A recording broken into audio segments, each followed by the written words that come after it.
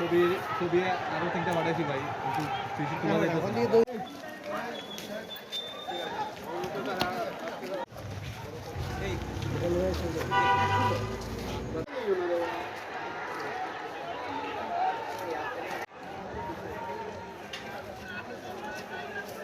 সমন্বয় কমিটি আপনারা জানেন আগামী স্মার্ট বাংলাদেশ বিনিময়ে জননেত্রী দেশনায়ক শেখ হাসিনার সকল মিশন বাস্তবায়নে আমাদের উপর যে দায়িত্ব দেওয়া হয়েছে, আমরা সেই দায়িত্ব হিসেবে আমরা ক্ষমতায় আসি নাই, আমরা দায়িত্ব নিয়ে এসেছি।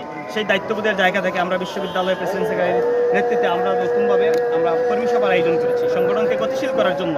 আপনারা জানেন সামনে জাতীয় নির্বাচন আছে, এই এলাকাটাই অনেক সময় বিএনপি অধ্যুষিত এলাকা, সেই জন্য আমরা সংগঠনের গতিশীলতা রক্ষার্থে আজকে আমরা একটি কর্মী সভার আয়োজন করছি। সেই কর্মী সভাতে যারা আমি পরিষ্কারভাবে বলবো বিশ্ববিদ্যালয়ের প্রশাসন এবং আমি পার্সোনালি আমি প্রক্টর স্যারের উপরে অনেক মানে গতকালকেও আমি প্রক্টর স্যারকে বলছি, স্যার আমরা প্রোগ্রাম আয়োজন করতেছি, আজকে প্রক্টর স্যার হঠাৎ করে 1 ঘন্টা আগে বলেন স্থগিত করো। আমি বললাম স্যার সংগঠনের অভিভাবক আমি সংগঠনের অভিভাবক, আমি তো আপনার কথা বলতে পারি না, আমাদের সংগঠনের অভিভাবক আমাদের সেন্ট্রাল ছাত্রলীগ আছে, আমরা সেই অনুযায়ী আগাতে চাচ্ছি।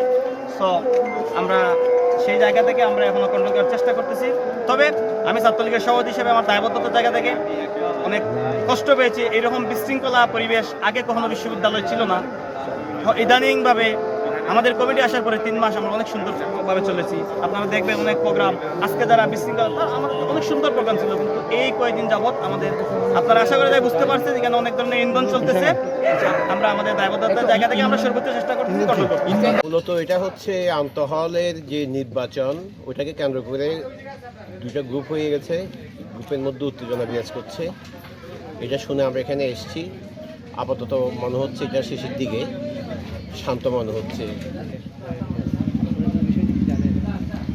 আহত সম্পর্কে আমরা সম্পূর্ণ কিন্তু জানি না, যেহেতু আমরা ভিতরে ঢুকিনি। পরবর্তীতে বুঝতে পারবো আসলে আহত হয়েছে কিনা বা কী অবস্থায়।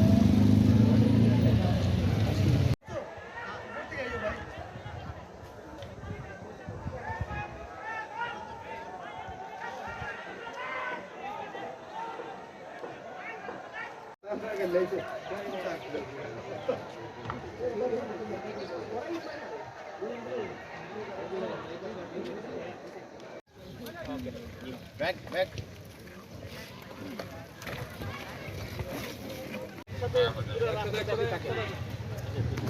ওই যে আমরা ইউনিভার্সিটিতে আছি, এই পক্ষের উত্তেজনা ছিল, এখন আর উত্তেজনা নাই।